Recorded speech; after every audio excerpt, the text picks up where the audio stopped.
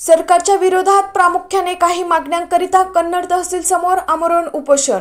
नमस्कार, मी Jayashree Sonone blue storm TV news मध्ये आपलं सर्वांचं स्वागत आहे आणि ही बातमी आहे छत्रपती संभाजीनगर जिल्हा प्रतिनिधी सतीश लोखंडे यांच्याकडून। छत्रपती संभाजीनगर जिल्ह्यातील कन्नड तहसील समोर दिनांक 15 सप्टेंबर 2025 पासून आमरण उपोषणाला सुरुवात करण्यात आली आहे।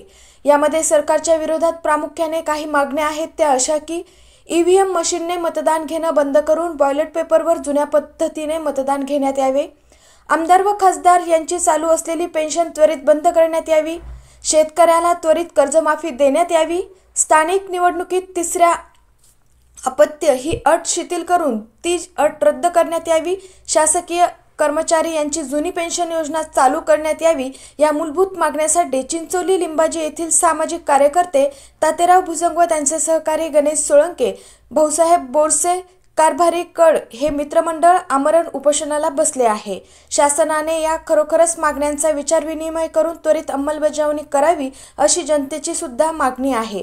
अशाच काही नवीन बातम्यांच्या अपडेटसाठी आपण पाहत रहा ब्लू स्टॉर्म टीव्ही न्यूज।